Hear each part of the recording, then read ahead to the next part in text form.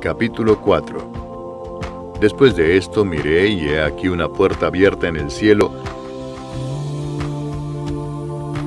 y la primera voz que oí, como de trompeta, hablando conmigo, dijo: Sube acá, y yo te mostraré las cosas que sucederán después de estas. Y al instante yo estaba en el Espíritu, y he aquí un trono establecido en el cielo, y en el trono uno sentado. Y el aspecto del que estaba sentado era semejante a piedra de jaspe y de cornalina, y había alrededor del trono un arco iris semejante en aspecto a la esmeralda. Y alrededor del trono había 24 tronos, y vi sentados en los tronos a 24 ancianos, vestidos de ropas blancas, con coronas de oro en sus cabezas. Y del trono salían relámpagos y truenos y voces, y delante del trono ardían 7 lámparas de fuego, las cuales son los 7 Espíritus de Dios. Y delante del trono había como un mar de vidrio semejante al cristal. Y junto al trono, y alrededor del trono, 4 seres vivientes llenos de ojos delante y detrás. El primer ser viviente era semejante a un león. El segundo era semejante a un becerro. El tercero tenía rostro como de hombre, y el cuarto era semejante a un águila volando. Y los 4 seres vivientes tenían cada uno 6 alas, y alrededor y por dentro estaban llenos de ojos. Y no cesaban día y noche de decir: Santo, Santo, Santo es el Señor Dios Todopoderoso, el que era, el que es y el que ha de venir. Y siempre que aquellos seres vivientes dan gloria y honra y acción de gracias al que está sentado en el trono, al que vive por los siglos de los siglos, los 24 ancianos se postraban delante del que está sentado en el trono, y adoran al que vive por los siglos de los siglos, y echan sus coronas delante del trono, diciendo: Señor, digno eres de recibir la gloria y la honra y el poder, porque tú creaste todas las cosas, y por tu voluntad existen y fueron creadas.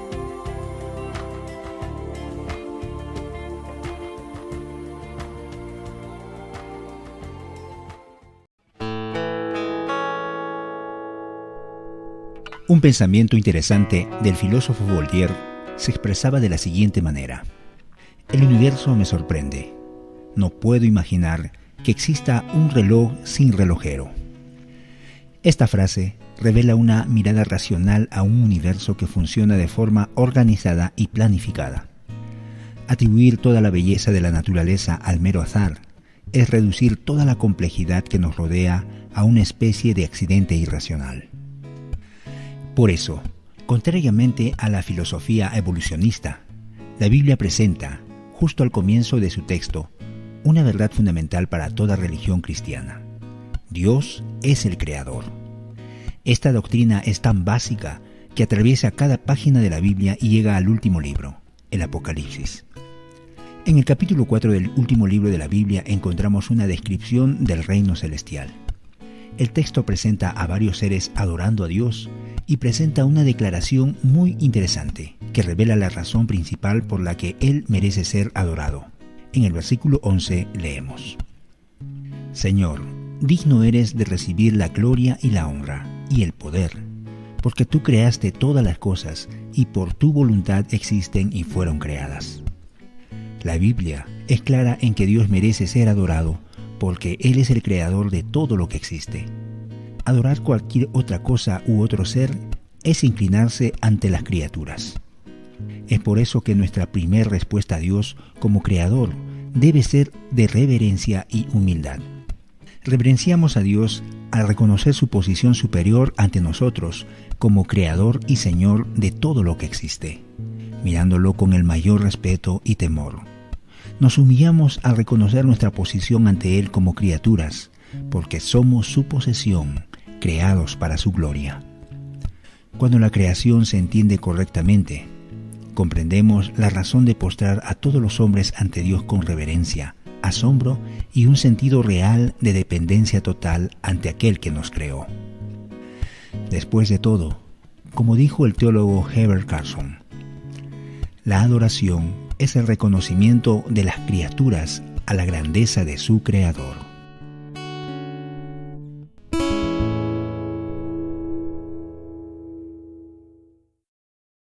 Hoy estaremos hablando acerca del arrebatamiento de la iglesia, un evento glorioso que usted no se quiere perder, y veremos cómo será el arrebatamiento, qué dice la Biblia acerca del rapto o arrebatamiento y en qué momento va a ocurrir, antes de la tribulación, a la mitad de los 7 años o al final. Así que será sin duda alguna una clase muy emocionante, como dije, un tema controversial, pero que también es muy emocionante para aquellos que estamos esperando la venida de nuestro Señor. Muy bien, en primer lugar, es importante reconocer que la palabra del Señor está fundamentada en el Nuevo Testamento, en el hecho glorioso que explica Juan capítulo 1, que el Verbo fue hecho carne. Cristo, el Hijo de Dios, Jesús, vino a la tierra, se hizo carne, se hizo hombre como nosotros para venir a ser el postrer Adán y dar su vida en la cruz del Calvario, como la palabra enseña, para que todo aquel que en él cree no se pierda, mas tenga vida eterna. Por esto, la palabra establece que Cristo Jesús, el Hijo de Dios, vino, se hizo carne, murió por nuestros pecados, mas él resucitó al tercer día y está sentado a la diestra de Dios Padre. Sin embargo, la palabra de Dios también establece una doctrina muy emocionante y preciosa, y es que la palabra también habla acerca de el regreso de nuestro Señor, y esto está explicado en el libro de Hechos capítulo 1, cuando la palabra dice que después de haber estado Jesús 40 días manifestándose a muchos discípulos y mostrándole que él había ciertamente resucitado, la palabra dice que entonces él fue ascendido, llevado arriba en gloria en una nube. Y los discípulos quedaron perplejos ante aquel escenario, ante aquello que habían visto su Señor siendo levantado de una nube, y lo vieron desaparecerse de su vista, porque él ascendió y se sentó a la diestra de Dios Padre. Pero dice la palabra en Hechos capítulo 1 y versículo 10, que estando ellos con los ojos puestos en el cielo, entre tanto que él se iba, he aquí se pusieron junto a ellos 2 varones con vestiduras blancas, los cuales también les dijeron: varones galileos, ¿por qué estáis mirando al cielo?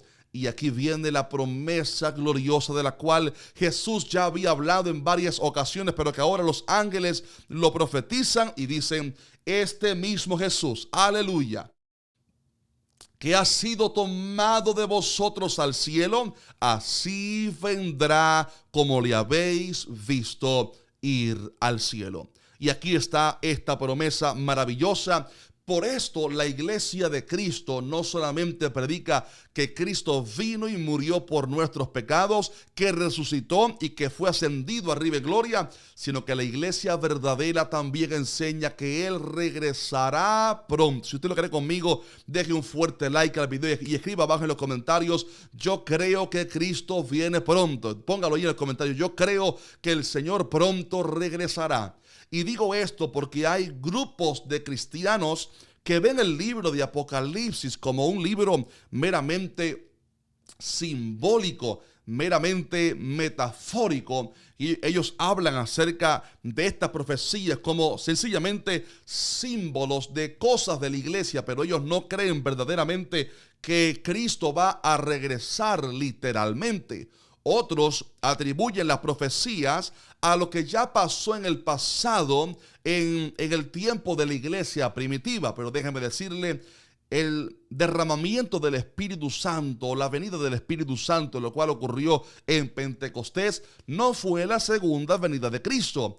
estas profecías colocadas especialmente en el último libro de la Biblia, el libro de Apocalipsis, son en su mayoría profecías que aún no se han cumplido.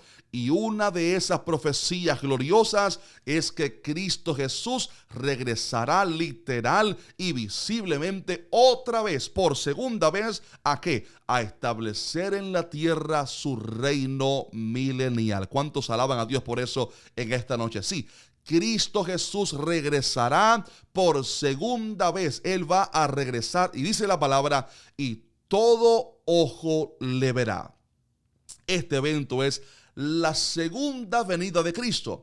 Sabemos por la palabra que antes de la segunda venida habrá un periodo de 7 años, oiga esto porque esto es bien profundo, 7 años de tribulación y gran tribulación, donde, como usted sabe, se va a manifestar el anticristo, el cual va a reinar en la tierra bajo una dinastía, bajo un gobierno malvado, prometiendo paz y seguridad, lo cual solamente Cristo puede ofrecer, y será un tiempo de persecución. En las próximas clases estaremos escudriñando cómo será la gran tribulación, cómo será el anticristo, de dónde surge el anticristo, etcétera. Así que muy pendientes a las clases de cada lunes en la noche, porque lo que se aproxima en las próximas clases es realmente bien profundo, pero solamente lo menciono en esta noche a forma de introducción para decirles que la palabra enseña acerca de la segunda venida y también de ese periodo de 7 años, pero también la palabra del Señor habla acerca de un evento llamado en la Biblia como el arrebatamiento de la iglesia, y este es un evento controversial para algunos en específico en cuanto a en qué momento específicamente va a suceder, o sea, si va a acontecer el arrebatamiento antes de los 7 años, a la mitad de los 7 años, o si el arrebatamiento es al final de los 7 años, siendo acaso un mismo evento con la segunda venida de Cristo. Al final veremos cuál de las 3 posturas parece tener más valor o evidencia bíblica. Pero antes permítame hablarles acerca de cómo será el arrebatamiento de la iglesia, y esto es bien precioso, mi estimado hermano, y para esto vamos a ir a la palabra del Señor en la primera carta a Tesalonicenses, capítulo 4 y versículo 13 en adelante. Voy a leerlo completo porque esto está bien precioso. Y dice la palabra del Señor de la siguiente manera: tampoco queremos, dice Pablo, tampoco queremos, hermanos, que ignoréis acerca de los que duermen, para que no os entristezcáis como los otros que no tienen esperanza. Hago una pausa aquí. El que no tiene a Cristo ve la muerte como el final y no tiene esperanza, pero gloria a Dios que los cristianos sí tenemos esperanza. Y dice ahora, porque si creemos que Jesús murió y resucitó, así también traerá Dios con Jesús a los que durmieron en él. Por lo cual os decimos esto en palabra del Señor, que nosotros que vivimos, que habremos quedado hasta la venida del Señor, no precederemos a los que durmieron. Y aquí viene la promesa preciosa acerca del arrebatamiento de la iglesia, cuando dice: porque el Señor mismo, con voz de mando, con voz de arcángel y con trompeta de Dios, descenderá del cielo, y los muertos en Cristo resucitarán primero. Y dice, luego nosotros, los que vivimos, los que hayamos quedado, seremos arrebatados juntamente con ellos para recibir al Señor en el aire, y así estaremos siempre con el Señor. Y termina diciendo, por tanto, alentaos los unos a los otros con estas palabras. He aquí, mi estimado hermano, la promesa gloriosa del arrebatamiento de la iglesia. Quiero explicarles a continuación cómo será este evento glorioso. Aquí encontramos dos eventos, o sea, dos aspectos poderosos, dos cosas que van a acontecer en el momento del arrebatamiento, cuando Cristo venga en las nubes. Más bien son tres. Número uno, la palabra enseña que Cristo Jesús vendrá en las nubes, y note que en el arrebatamiento Cristo no viene a la tierra literalmente, sino que Él viene a las nubes. Y una vez que el Señor desciende a las nubes, en el día y la hora que nadie sabe, es ahí entonces cuando suceden dos cosas maravillosas. Una vez que el Señor da su voz, dice la palabra en el versículo 16, que el Señor mismo con voz de mando, con voz de arcángel y con trompeta de Dios, dice, descenderá del cielo. O sea, Cristo viene en las nubes y el Señor va a dar su voz de trompeta. ¿Cómo será la voz de Cristo? Que Juan la escuchó, dice que era como muchas aguas. ¿Cómo será la voz del Señor potente? Que dice que es como con voz de mando, con voz de arcángel y con trompeta de Dios. Y cuando Cristo dé su voz de mando, de potencia, van a acontecer dos eventos maravillosos. Lo primero es que dice la palabra que los muertos en Cristo resucitarán primero. Déjenme explicarles algo poderoso. ¿Quiénes son los muertos en Cristo? Hay personas que creen que los muertos en Cristo son únicamente aquellos cristianos que han muerto después de la muerte y resurrección de Cristo Jesús. Sin embargo, creemos que esta resurrección incluye también a los santos del Antiguo Testamento, porque aunque aún no había venido Cristo, ellos murieron con la esperanza puesta en el Mesías que vendría. Por eso la palabra dice en Hebreos 11 que ellos murieron sin recibir lo prometido, hablando en singular, por lo cual no hablaba ahí acerca de las promesas como el Isaac, el hijo de la promesa, promesas que sí recibieron, pero habla en singular acerca de el Mesías. No recibieron lo prometido, sino que dice la palabra que ellos murieron saludando la promesa y proclamando, creyendo que eran extranjeros y peregrinos en la tierra. Y es que todos aquellos antiguos del Antiguo Testamento, valga la redundancia, tuvieron revelación de que un día vendría el Mesías. Por esto, una vez Jesús dijo a los judíos, Abraham vuestro padre se gozó de que habría de ver mi día, y dijo el Señor, y lo vio y se gozó. O sea, Jesús dio evidencia de que de alguna manera Abraham tuvo revelación profética acerca del día que vendría el Mesías, y él pudo verlo proféticamente y se gozó de esa llegada. Por esto la palabra habla acerca de el espíritu de los justos hechos perfectos. Les recomiendo que vea después del video un video que hice acerca de qué era el seno de Abraham y dónde fue Jesús después de su muerte, o sea, dónde estuvo su espíritu entre su muerte y la resurrección. Un video sumamente profundo que les recomiendo que lo vea después de este, para que comprenda este misterio acerca de qué pasó con los espíritus de aquellos hermanos del Antiguo Testamento, del Antiguo Pacto. Pero dice la palabra que los muertos en Cristo, y ya expliqué que esto habla acerca de todos aquellos santos, tanto del Antiguo Testamento como del Nuevo, que han muerto con la esperanza puesta en Cristo. Los muertos en Cristo, dice la palabra, resucitarán primero. Y he aquí el primer evento que va a suceder una vez que Cristo venga en las nubes en el momento del arrebatamiento. Los muertos en Cristo resucitarán.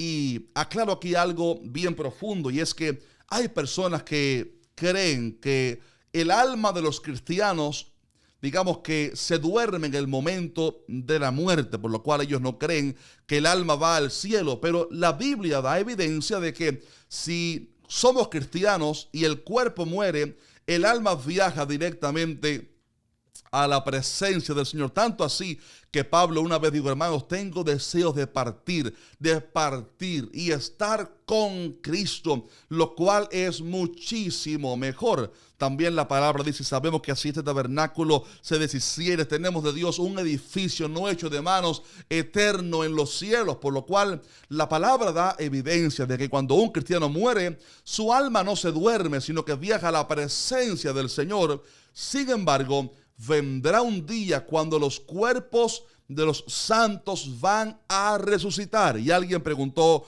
una vez: pastor, pero si las almas van al cielo, ¿para qué entonces hace falta resurrección de los cuerpos?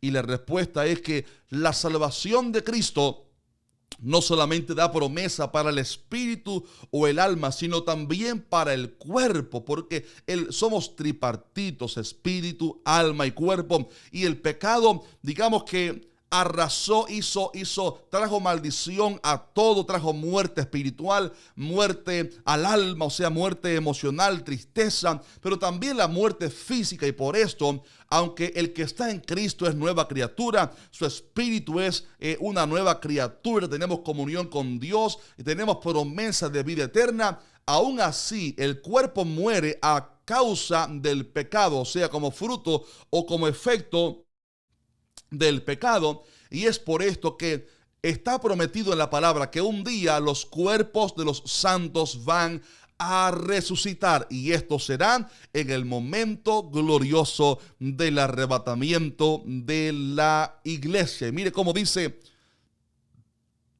el versículo 14, este versículo es precioso. Dice la palabra: porque si creemos que Jesús murió y resucitó, oiga lo que dice ahora, así también traerá Dios con Jesús a los que durmieron en él. Note cómo habla de que traerá. ¿De dónde vienen? Del cielo, porque las almas de los santos ya están en el cielo. Pero cuando venga Cristo en el arrebatamiento, Él no vendrá solo, sino que vendrá con las almas de aquellos santos. Por eso dice: traerá Dios con Jesús a los que durmieron en él. Y cuando Cristo venga en las nubes con las almas de los santos, tanto del Antiguo Testamento como del Nuevo, será en ese entonces que Cristo dará su voz potente. Él dará su voz de victoria, esa voz que es como una espada de doble filo que sale de su boca. Aleluya. Él dará su voz potente, y cuando Él habla, algo maravilloso va a acontecer. Y es que los muertos en Cristo, sus cuerpos van a ser resucitados ante la potente voz del Señor, porque Él dijo: yo soy la resurrección y la vida. Imagine ese evento cuando Jesús estuvo frente a la tumba de Lázaro y Marta dijo: Señor, si hubiera estado aquí, mi hermano no hubiera muerto. Y Él dijo: Marta, yo soy la resurrección y la vida. Y Jesús lanzó su palabra y dijo: Lázaro, sal fuera. Y el que llevaba 4 días muertos, ya con mal olor ese cuerpo, lo muerto escuchó la palabra de aquel que es vida, de aquel que es la resurrección y la vida. Y cuando lo muerto escuchó la palabra de aquel que es la resurrección y la vida, lo muerto recibió vida. El oído que ya no escuchaba, de repente comenzó a escuchar aquella palabra, porque el que estaba hablando es aquel Cristo Jesús que es la resurrección y la vida. Por esto, la palabra poderosa que está llena de Cristo, cuando usted la lee, mi estimado hermano, esta palabra va a comenzar a provocar en usted, a crear en usted vida. Esta palabra se lleva de usted la tristeza, se lleva de usted la amargura, se lleva el enojo, se lleva la depresión, se lleva la muerte, se lleva la enfermedad. Y esta palabra de Cristo produce en usted y en mí vida, porque es la palabra del Verbo hecho carne, la palabra de Cristo Jesús. Aleluya. Por eso, y de la misma forma que el Señor habló a Lázaro y éste resucitó, así también la palabra enseña que en el momento del arrebatamiento, Cristo va a dar su voz de arcángel, de trompetas de Dios, y en ese entonces todos los cuerpos de los cristianos que hayan muerto, fallecido, van a resucitar. No importa si eran ya polvo, no importa si murieron en el mar, en los aires, si fue hace miles de años, no importa. El mismo Dios que nos hizo del polvo de la tierra es también poderoso para hacernos otra vez. Y van a resucitar los cuerpos de los santos. Oiga esto. Y cuando van a resucitar sus almas que vendrán con Cristo del cielo, tomarán esos cuerpos resucitados y entonces van a ser levantados arriba en las nubes con el Señor. Pero ya no un alma sin cuerpo, sino un cuerpo glorificado, lleno de gloria, un cuerpo que ya no padece hambre, que ya no padece enfermedades, un cuerpo que ya no sufre, que ya no llora, y un cuerpo glorificado sobre todo, que ya no está atado a una naturaleza pecaminosa. Gloria a Dios por eso. Y ese es el primer evento que sucede cuando Cristo viene en las nubes, en el momento del arrebatamiento de la iglesia. El Señor da su voz y lo primero que sucede es que hay resurrección de muertos. Obviamente solamente de aquellos que murieron con la esperanza en Cristo Jesús son resucitados, son levantados.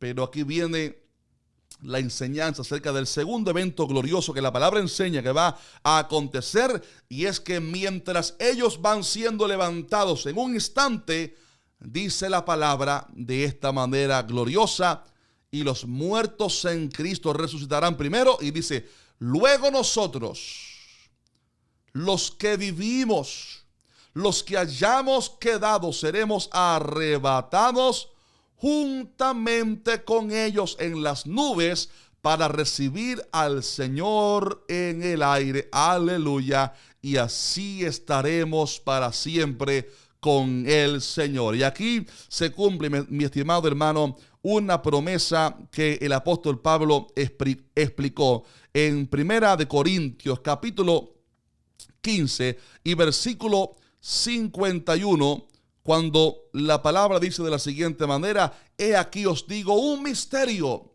Esto es un gran misterio. No todos dormiremos. O sea, no todos vamos a morir. No todos, no. Pero todos seremos transformados en un momento, en un abrir y cerrar de ojos a la final trompeta.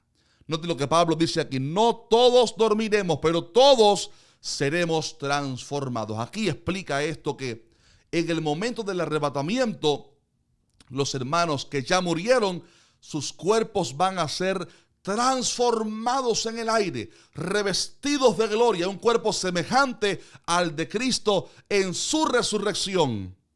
Pero habremos algunos que estaremos vivos para ese entonces. Y aquí viene lo maravilloso. Cuando sucede el momento del arrebatamiento de la iglesia, aquellos hermanos que estemos vivos en ese entonces, oiremos también la voz de Cristo como voz de trompeta.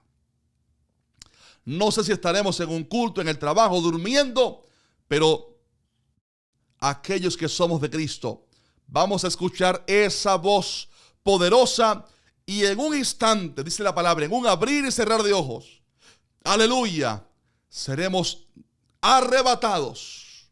Aquí la palabra original es arpazo. Seremos arrebatados, gloria a Dios, y seremos en el aire entonces transformados. Qué maravilloso será eso, de repente mirarse uno en el aire siendo transformado, recibiendo un cuerpo glorificado, insisto, ya no un cuerpo atado a una naturaleza pecaminosa, ya no un cuerpo atado a enfermedades, no, un cuerpo ahora glorificado, revestido de gloria. Seremos transformados en el aire, y junto con esos hermanos que habrán resucitado, seremos juntos levantados en el aire para recibir al Señor en el aire. Y cuando recibamos al Señor en el aire, iremos, ¿sabe usted dónde? A su presencia, a celebrar las bodas del Cordero.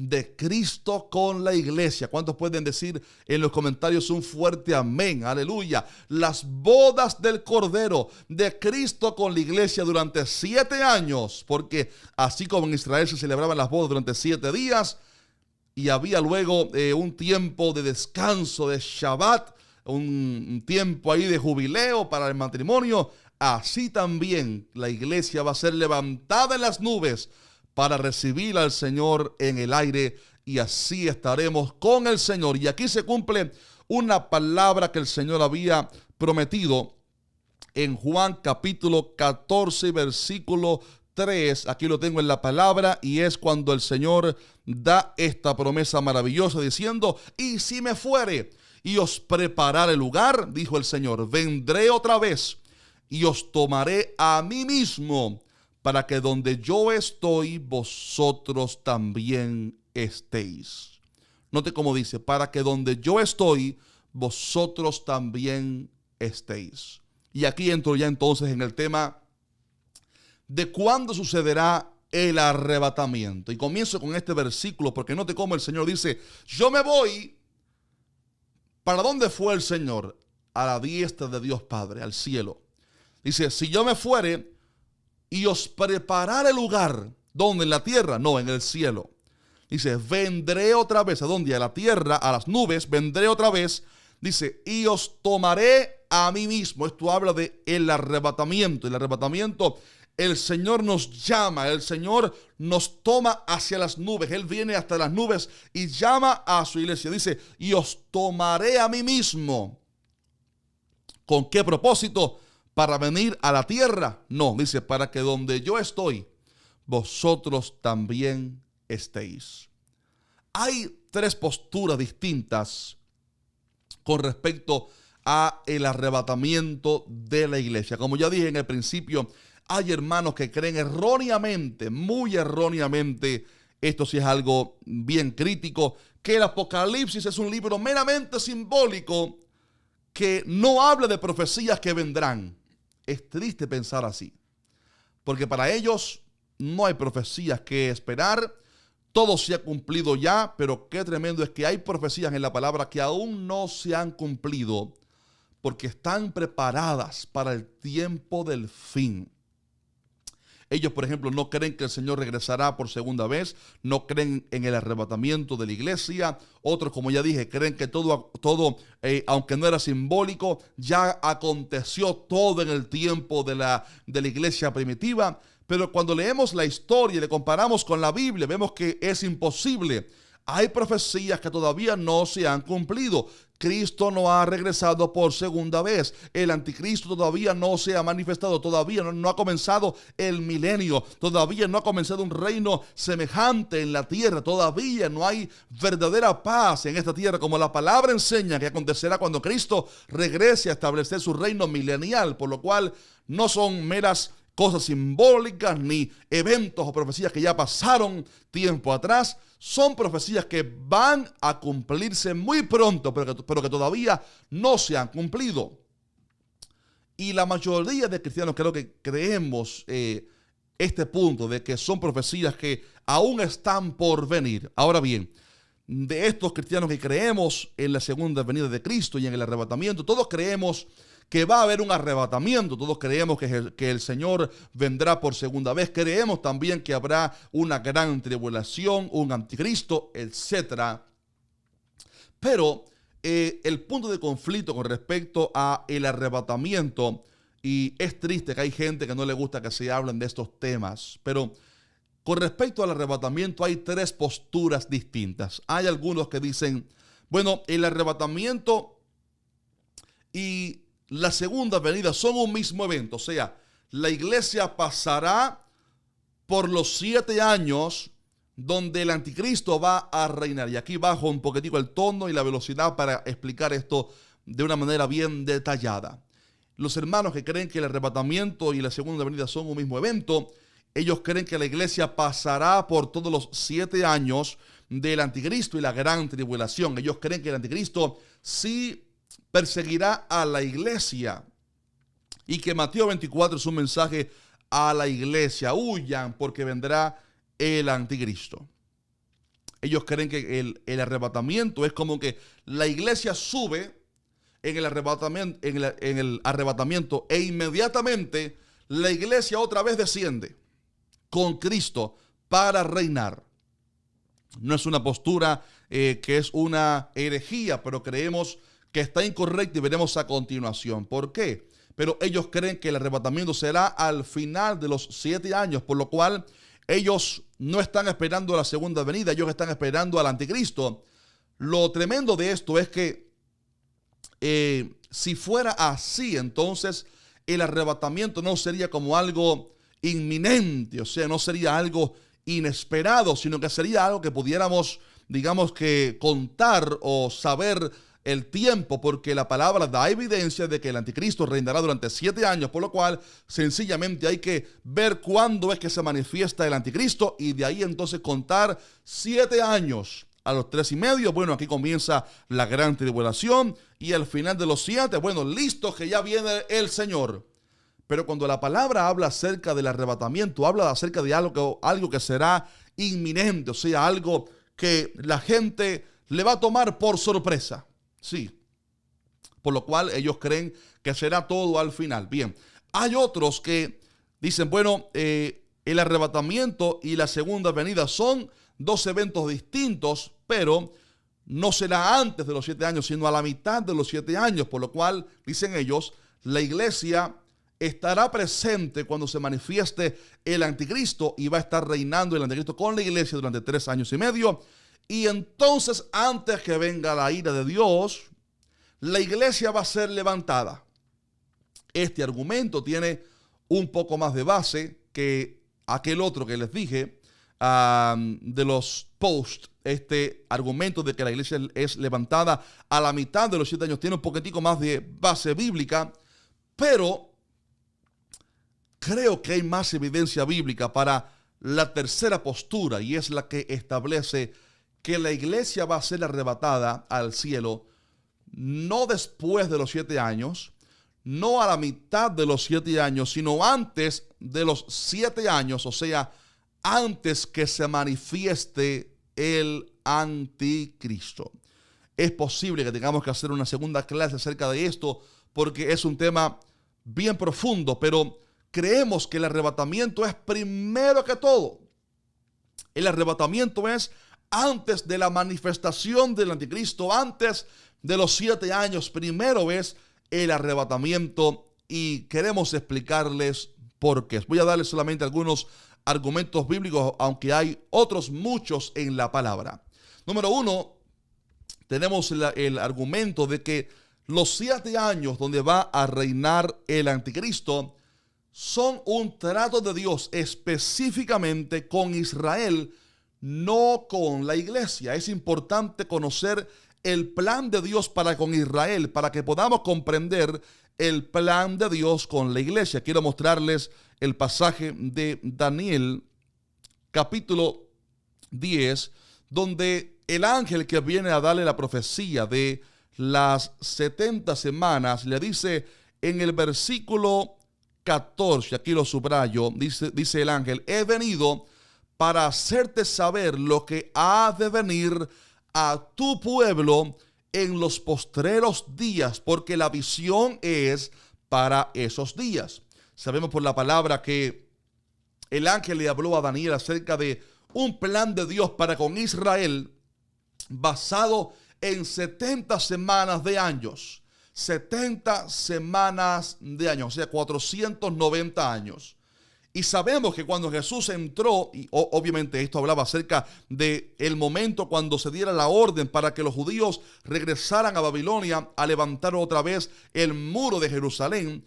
Y cuando Jesús entra en Jerusalén en la entrada triunfal esa semana, ese día se cumplía la semana 69 en años, obviamente, la semana número 69, y faltó una semana por cumplirse. Entonces, los 7 años cuando el anticristo se va a manifestar corresponden a la última semana de Daniel.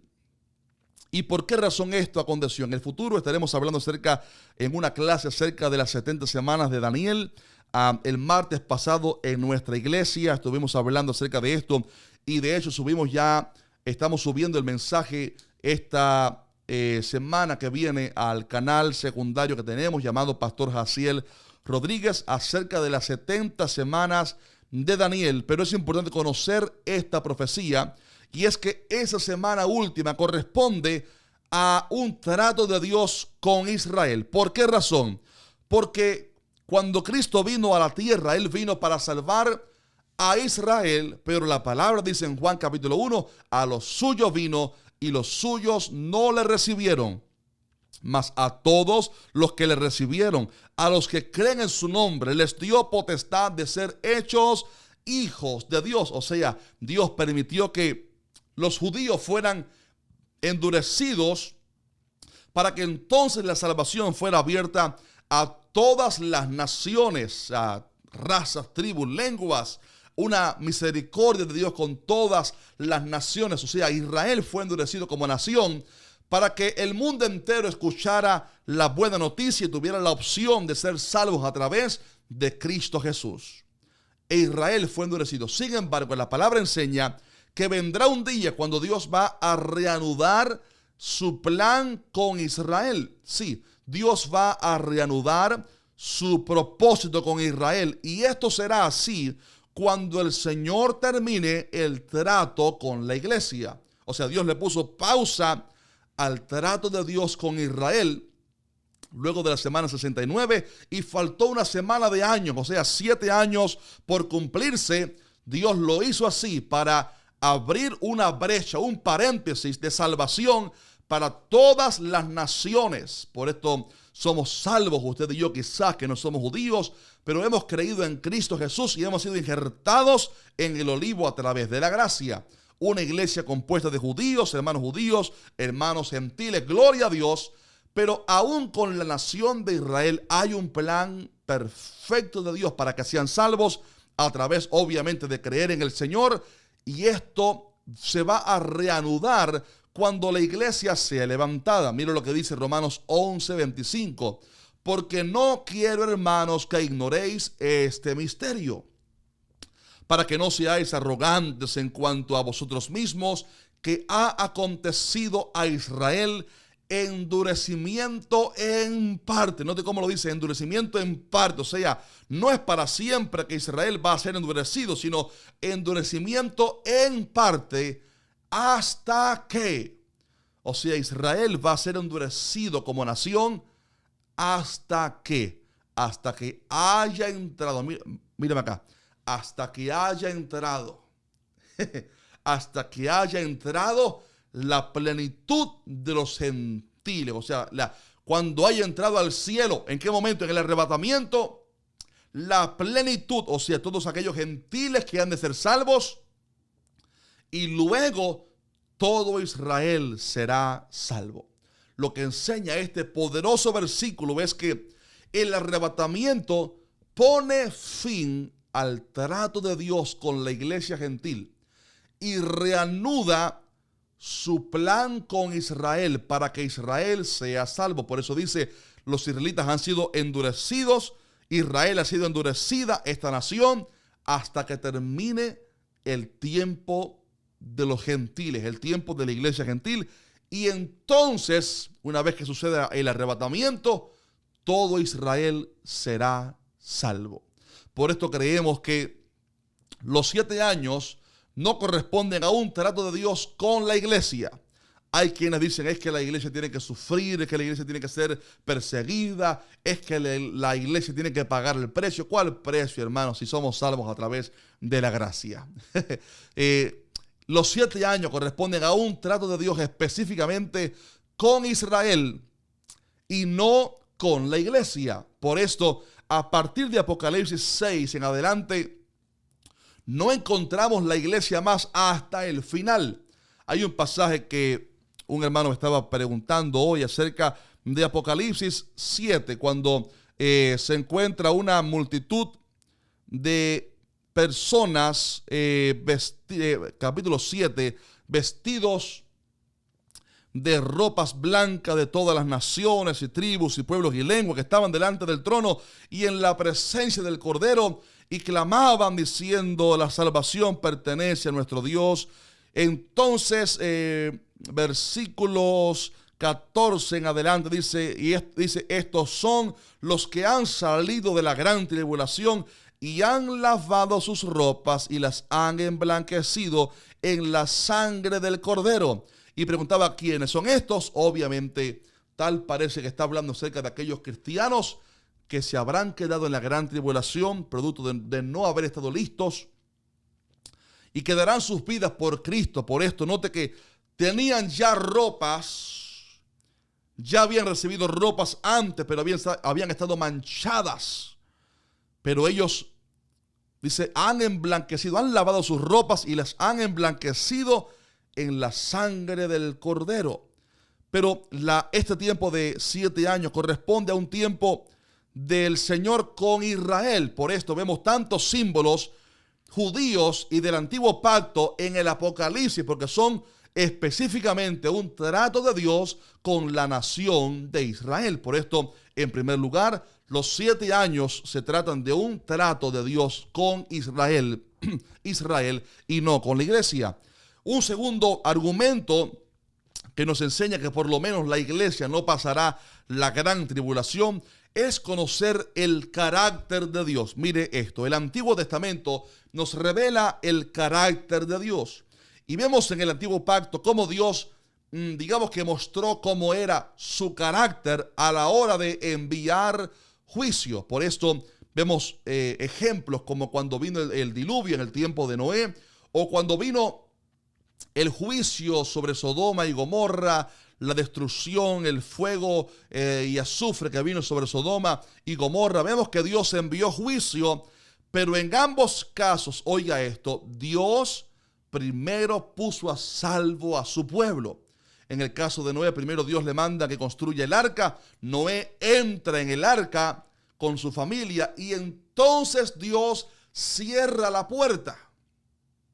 Y después entonces viene el diluvio. En el caso de Lot, también Dios primero saca a Lot y a la familia de Sodoma, y una vez llegan a Zoar, entonces viene sobre Sodoma y Gomorra fuego y azufre. Y en ambos casos vemos cómo Dios actuó de una manera misericordiosa hacia su pueblo. Primero saca a su pueblo del lugar de la prueba y después entonces envía el juicio.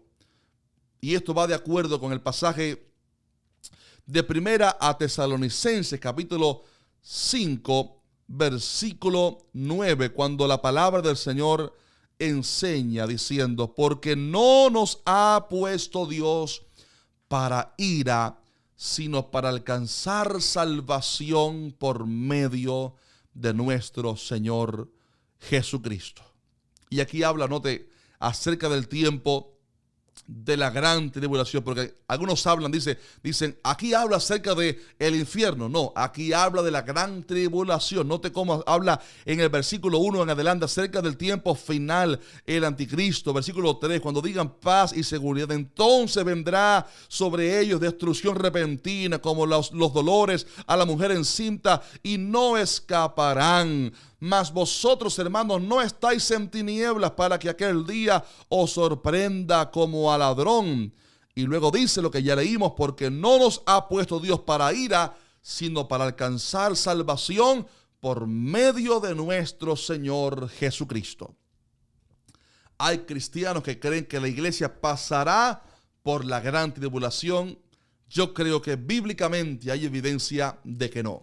Así como Dios primero salvó a Noé para luego enviar el juicio, así como Dios primero salva a Lot y a la familia para después entonces mandar el juicio, así también creo que primero el Señor levanta a la iglesia, pone a la iglesia a salvo en el evento del arrebatamiento, y entonces Él envía su ira. Es por esto que la palabra original en el griego usada para arrebatamiento es arpazo, que significa arrebatar por fuerza. Por esto, raptar sí es una palabra que es un sinónimo por lo menos, y no es por lo menos incorrecto mencionarla. Pero arrebatamiento habla de arpazo, arrebatar con violencia, y habla, por ejemplo, poniendo una ilustración, un niño que está jugando en la calle y viene de repente un camión en la calle y alguien lo arrebata por fuerza para ponerlo a salvo, por amor y misericordia, es el mismo concepto, misma palabra que se usa para hablar acerca de el arrebatamiento. ¿Por qué razón? Porque el mundo estará a punto de recibir el tiempo mayor de engaño de la manifestación del anticristo y luego el tiempo de la ira de Dios. Y producto de esto el Señor levantará ante su iglesia en el arpazo, Él levantará la iglesia para poner su iglesia a salvo en el cielo, celebrando las bodas del Cordero. Y esto va de acuerdo, mi estimado hermano, con lo que el Señor le dijo a la iglesia de Filadelfia en Apocalipsis capítulo 3. Esta iglesia que tipifica la iglesia del tiempo del fin, la iglesia verdadera. A esta iglesia el Señor le dice en el versículo 8, dice, yo conozco tus obras, dice, he aquí, he puesto delante de ti una puerta abierta, la cual nadie puede cerrar. Una puerta abierta, la cual nadie puede cerrar. Esta puerta tiene dos connotaciones. Primero, acerca del evangelismo, pero obviamente por el mensaje profético que demuestra esta iglesia de Filadelfia y por lo que simboliza para el tiempo del fin, vemos que esta puerta habla acerca del arrebatamiento, porque note lo que el Señor le dice, una puerta abierta la cual nadie puede cerrar. Y luego en el versículo 10 vemos un mensaje que va muy asociado a esta puerta abierta cuando dice, por cuanto has guardado la palabra de mi paciencia, dice el Señor, yo también te guardaré de la hora de la prueba que ha de venir sobre el mundo entero para probar a los que moran sobre la tierra. Y dice, he aquí, yo vengo pronto, retén lo que tienes para que ninguno tome tu corona. Medite un momento en este pasaje. La iglesia de Filadelfia, insisto, tipifica la iglesia verdadera del tiempo del fin, la iglesia que será arrebatada. Y a esta iglesia el Señor le dice, en primer lugar, he puesto, versículo 8, he puesto una puerta abierta delante de ti, la cual nadie puede cerrar. Y luego dice, por cuanto has guardado la palabra, de mi paciencia, yo también te guardaré de. Note que aquí no dice te guardaré en. Porque la palabra hay momentos que dice cuando pases por las aguas yo estaré contigo. Cuando pases por el fuego la llama no te quemará. Pero aquí no dice te guardaré en la hora, sino te guardaré de. O sea, te voy a guardar para que no pases, para que no estés en la hora de la prueba. Note cómo habla acerca de una prueba en singular. No habla de las pruebas de la vida, sino una prueba en singular. ¿De qué está hablando aquí? De la gran tribulación. Te guardaré de la hora de la prueba que ha de venir sobre Miami, no, sobre Filadelfia únicamente, no, sobre el mundo entero. Y esto va de acuerdo a lo que el Señor dijo acerca de la gran tribulación, que sería la mayor tribulación jamás vista en la historia, en el mundo entero, algo abrasador, la mayor tribulación jamás habida en la tierra, por lo cual lo que el Señor le dice a esta iglesia, habla de la promesa del arrebatamiento de la iglesia. Así que a esta iglesia el Señor dice, una puerta abierta. Ahora bien, grábese esa palabra, una puerta abierta. Apocalipsis, note esto, Apocalipsis 1, 2 y 3 es el mensaje, es la introducción y el mensaje a las 7 iglesias del Asia Menor. Oiga esto, pero esto es maravilloso. Capítulo 5 se muestra la apertura de los sellos. Repito eso, capítulos 1, 2 y 3 de Apocalipsis habla acerca del mensaje a las 7 iglesias. Si usted no ha visto aún el episodio pasado de este estudio acerca del mensaje a las 7 iglesias, corra a verlo después de este. Ahí explicamos cada mensaje, qué significaba y por qué estas iglesias simbolizan la iglesia del Señor a través de estos 2000 años de historia. 2000 años de historia, pero Luego que termina el mensaje a las 7 iglesias, que eran iglesias que existieron en ese momento, 1, 2 y 3, capítulos 1, 2 y 3. Luego en el capítulo 5, falta el 4, recuérdelo, en el capítulo 5 se abre el primer sello. Y el primer sello es la manifestación del anticristo. La pregunta es, ¿qué aparece entonces en el capítulo 4? Repito eso para los que no lo hayan captado. Capítulo 1, 2 y 3 de Apocalipsis es el mensaje a las 7 iglesias. Y repito, las 7 iglesias tipifican la iglesia del Señor en estos 2000 años de historia. En el capítulo 5 se abre ya el primer sello, que es la manifestación del anticristo. Entonces, ¿qué sucede en el capítulo 4? Disfrute esto. Capítulo 4. Dice la palabra, dice el apóstol Juan: después de esto, miré y he aquí una puerta abierta en el cielo. ¿Cuál puerta abierta? La misma que el Señor le había prometido a la iglesia de Filadelfia. Miré, dice, después de esto, o sea, después del tiempo de las 7 iglesias que tipifican o simbolizan el tiempo de la gracia para el mundo gentil, después de esto, miré y he aquí una puerta abierta en el cielo. Dice, y la primera voz que oí, Juan escucha una voz, dice, como de trompeta, hablando conmigo. Note cómo él describe la voz del Señor que él escucha en ese momento como una voz de trompeta, similar a lo que dice la palabra, porque el Señor mismo con voz de mando, con voz de arcángel y con trompeta de Dios descenderá del cielo. O sea, esta voz de trompeta habla acerca del arrebatamiento. ¿Y qué es lo que escucha él? Dice, esta voz habló conmigo y me dijo, sube acá. Desde el cielo, una voz le dijo, sube acá. Dice luego en el versículo 2, y al instante yo estaba en el espíritu y he aquí un trono establecido en el cielo y en el trono uno sentado. Mi estimado hermano, si usted todavía no lo ha captado, aquí lo que Juan experimentó es un evento tipo del arrebatamiento. ¿Qué ocurre en el capítulo 4? La profecía del arrebatamiento. Una puerta abierta, una voz como de trompeta, una voz que le dice sube acá, y al instante, similar a lo que dice acerca del arrebatamiento de la Biblia, que será en un abrir y cerrar de ojos, Juan se ve de repente en el cielo. Esto está profetizando aquí, mi estimado hermano, el arrebatamiento glorioso de la iglesia. Por esto creemos que el arrebatamiento será antes de los 7 años. Pero hay un último argumento, no se vaya que ya casi finalizamos, un último argumento poderoso y contundente.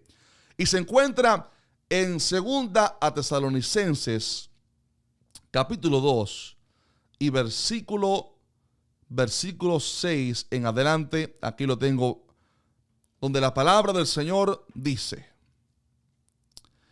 y ahora vosotros sabéis lo que lo detiene. Hago un paréntesis aquí. Aquí está hablando acerca de el anticristo. Note que arriba dice el encabezado, manifestación del hombre de pecado. Aquí habla la Biblia acerca de la profecía de la manifestación del anticristo. Pero aquí revela ahora en el versículo 6 algo sumamente poderoso. Algo poderoso. Dice, ahora vosotros sabéis lo que lo detiene. Wow. Así que el anticristo tiene algo que lo detiene. Tiene algo que no le impide manifestarse.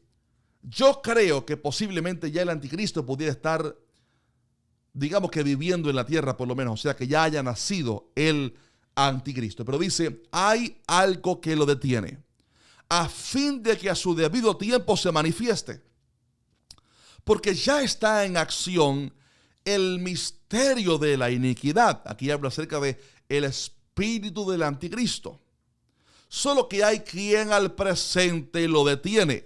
Note que ya aquí como no habla de algo, sino de alguien. Porque dice, hay quien al presente lo detiene.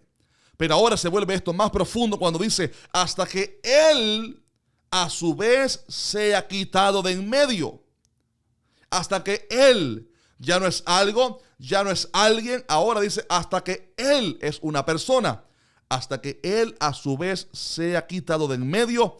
Y dice ahora sí, y entonces se manifestará aquel inicuo a quien el Señor matará con el espíritu de su boca y destruirá con el resplandor de su venida. ¿Quién será este Él? ¿Quién será esta persona que evita la manifestación del anticristo? Hay solamente dos posibles respuestas. Y digo solamente dos porque alguien dice, ¿puede ser un sistema político? No, mi hermano, aquí habla acerca de una persona. Hay quien al presente lo detiene. Note cómo habla acerca de algo que ya estaba en el tiempo de Juan, o de Pablo, perdón. Hay quien al presente lo detiene desde ya, hasta que Él es una persona, sea quitado de en medio. O sea, hay una persona en la tierra que evita que se manifieste el anticristo. Pero que vendrá un día cuando será quitado de la tierra y entonces se manifestará el anticristo. ¿Quién es esa persona? Hay, como ya dije, solamente dos posibles respuestas, creo yo, ante esto. Número uno, pudiera ser el remanente, o sea, la iglesia de Cristo. Cristo dijo, sobre esta roca edificaré mi iglesia, y ni las puertas del Hades prevalecerán contra ella. La iglesia evita los planes del diablo.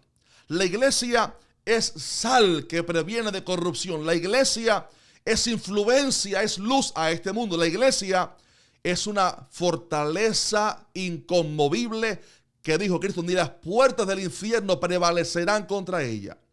Sin embargo, la segunda posible teoría es que se esté hablando aquí acerca de la persona del Espíritu Santo. Sí, el Espíritu Santo, mi hermano querido, es omnipresente. Él ha estado en el cielo y en la tierra desde el principio. La palabra dice en Génesis, en el principio creó Dios los cielos y la tierra estaba desordenada y vacía, pero el Espíritu de Dios se movía sobre la faz de las aguas. Ya Él estaba en todo lugar, porque el Espíritu Santo es omnipresente. Aleluya. Lo que pasó en Pentecostés es que el Espíritu Santo hizo en la tierra su sede ministerial, porque vino a la iglesia. Él no vino meramente a la tierra como tal, sino a la iglesia, y como la iglesia está en la tierra, obviamente Él hizo su sede en la tierra, pero Él no vino para la tierra, sino para la iglesia. Por esto, cuando la iglesia es levantada, aunque el Espíritu Santo seguirá obrando en la tierra para salvar a los judíos, aún así, la sede ministerial del Espíritu Santo, que es la iglesia, sube, porque la iglesia es arrebatada.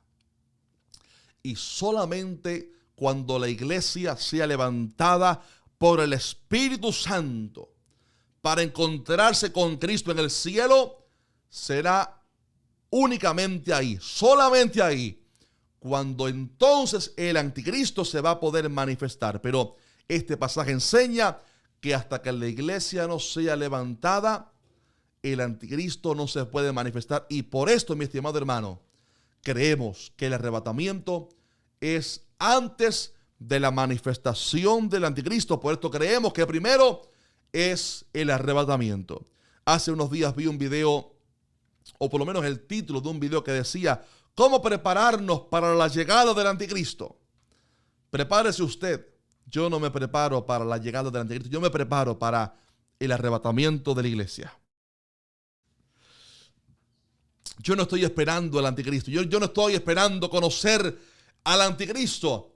Yo no estoy preocupado por quién será el anticristo. Estoy preocupado, no preocupado, sino enfocado, mejor dicho, en estar listo para el arrebatamiento de la iglesia, porque creemos que será lo primero. Primero Cristo levanta la iglesia y luego todo lo demás ocurre, se manifiesta el anticristo, viene la gran tribulación, el tiempo de ira, y Entonces después, al final de los 7 años, Cristo Jesús regresa literal y visiblemente por segunda vez a la tierra con su iglesia a reinar 1000 años en la tierra.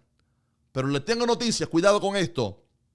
No todos se van con Cristo en el arrebatamiento. Sí, porque hay gente hoy que dice, yo creo en Cristo, me voy en el rapto. Cuidado, al cielo se van aquellos que tengan sus ropas limpias, santas, sin manchas. La palabra dice en Apocalipsis 21, no entrará en ella ninguna cosa inmunda o que hace abominación y mentira, sino solamente los que están inscritos en el libro de la vida del Cordero. Ojo a esto, mi estimado amigo, porque yo sé que hay grupos, hay personas que ven mis videos que no son cristianos. Simpatizan con las cosas de Dios, les gustan las cosas de Dios, pero aún no han dado el paso de fe. Aún no han recibido a Cristo y miran los videos y les gustan las cosas de Dios, pero aún no han tenido el valor para decirle, Señor, entra en mi corazón y escribe mi nombre en el libro de la vida. Y le tengo noticias tristes. Si usted sigue postergando ese momento, vendrá el momento, tristemente, cuando sonará la trompeta, pero usted no la escuchará. Y será muy tarde. Por esto, si hay alguien mirando el video, esta transmisión, y aún no eres salvo, simpatizas con las cosas de Dios, pero aún no has dado el paso de fe, ahora mismo en tu lugar, ahora mismo, no mañana, no, ahora mismo, dile ahí en tu lugar, Señor Jesús, yo me arrepiento de mis pecados. Dígaselo ahí al Señor con fe. Reconozco que soy un pecador, entra en mi corazón, perdona mis pecados. Pídale, lávame con tu sangre. Me arrepiento, te confieso como mi Señor y Salvador. Y escribe mi nombre en el libro de la vida. Reciba ahí a Cristo por fe. Hágalo hoy, su Señor y Salvador. Pero atención, porque también sé que hay hermanos en la fe que miran los videos, pero que hoy están lejos de Dios. Están viviendo en el pecado. Están entregados a ciertos pecados. Están viviendo de una manera que saben que su vida no agrada a Dios. No agradan a Dios. Y hay un grupo que son las vírgenes insensatas, que como se les acabó el aceite, no podrán entrar a las bodas. Y el aceite es tipo de la unción, y la unción se consigue en la comunión. O sea, los que se quedan son los que no tienen comunión con Cristo. Los que han estado lejos de Dios. Tienen un credo, una experiencia, un pasado, pero no tienen vivencia. Vuélvase hoy al Señor, mi estimado amigo. Hoy es el día de salvación. Reciba hoy a Cristo si aún no eres salvo. Y si estás lejos de Dios, hoy vuélvete al Señor y pídele que Él otra vez te llene. Otra vez vuelve a la lectura de la palabra. Otra vez vuelve a orar. Otra vez vuelve a congregarte. Otra vez vuelve a buscar a Dios. Y llena tu lámpara otra vez de aceite. Dile, Señor, estoy seco, pero necesito que hoy me llenes de tu presencia otra vez. ¿Hace cuánto no oras? ¿Hace cuánto no lees la palabra? ¿Hace cuánto no te congregas? ¿Hace cuánto no tienes hambre y sed por Dios?